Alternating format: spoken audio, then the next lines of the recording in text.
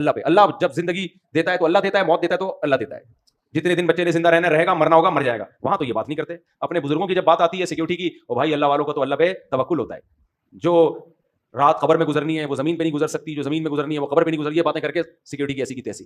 آدھا قرآن لیتے ہو آدھا نہیں لیتے. یقیناً جو رات قبر میں گزرنی ہے وہ گزرے گی, یہ بھی اللہ نے ہمیں بتایا. لیکن یہ بھی اللہ نے ہمیں بتایا یا ایھا الذین آمنوا خذوا حذرکم, اے ایمان والو اپنے بچاؤ کی تدبیر اختیار کرو, دشمن سے بچاؤ کی تدبیر اختیار کرو. یہ بھی کس کا حکم ہے؟ اللہ کا حکم ہے. تو اس لیے کے پی کے میں تو ہے ہی نہیں علماء کی کوئی سیکورٹی نہیں. اس کو ایسا برا سمجھتے ہیں بہت سے لوگ, کہتے ہیں توکل کے خلاف ہے. اس لیے میرے بھائی دشمن بڑھتے جا رہے ہیں. میرا تو خیال تھا کہ حضرت کی سیکورٹی ہوگی بہت سخت, یہ تو ہمیں بعد میں پتا چلا کہ کوئی سیکورٹی نہیں تھی.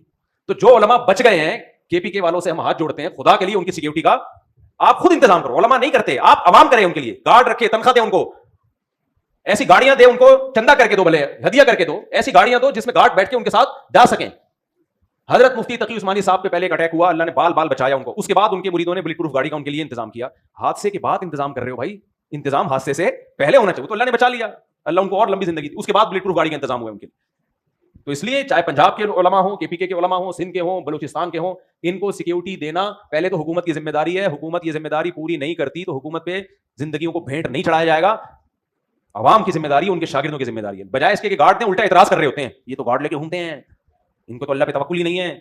دیکھو موت آنی ہوگی, گارڈ کے ساتھ بھی آئے گی, لیکن ہم اسباب کے مکلف ہیں. ہمیں اللہ نے حکم دیا ہے. نبی صلی اللہ علیہ وسلم سے ایک صحابی نے آ کے پوچھا, یا رسول اللہ میں اونٹ کے پاؤں میں رسی باندھوں حفاظت کے لیے یا اللہ پہ توکل کر کے چھوڑ دوں اس کو؟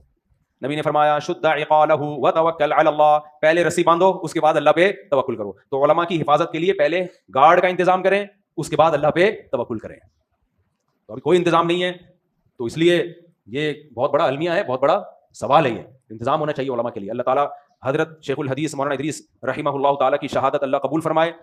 جانے والا تو چلا گیا اور ان کے تو اعمال بھی اچھے تھے, حلیہ بھی شریعت کے مطابق. کے پی کے میں میں جب کے پی کے گیا ان کے بارے میں معلومات لی, جب زندہ تھے وہ, تو جتنے علماء سے میں ملا سب ان کی تعریف کر رہے ہیں, کوئی بالواسطہ کوئی بلا واسطہ ان کا شاگرد. جیسے مفتی حسن جان تھے نا رحمہ اللہ تعالیٰ, جتنے علماء سب کے سب ان کے شاگرد ہیں. یہ حضرت مفتی حسن جان کے داماد تھے حضرت مولانا ادریس, وہ بھی شہید ہوئے, یہ بھی شہید ہوئے. ان کی بھی حفاظت کو کوئی انتظام نہیں, اور مولانا ادریس کی حفاظت کا بھی کوئی انتظام. تو یہ تو غلط بات ہے نا. حکومت کو برا بھلا کہتے رہیں گے, تو حکومت کو کہنے سے کیا آپ کی حفاظت تھوڑی ہو جائے گی؟ حکومت کی صحت پہ یاد رکھو کوئی اثر نہیں پڑتا.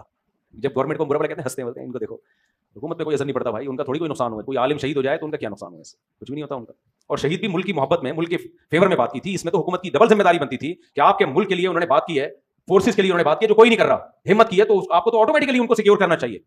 تو حکومت نہیں کر رہی, عوام بھی نہیں کر رہی, تو ہم تو پھر دونوں ہی برابر ہو گئے.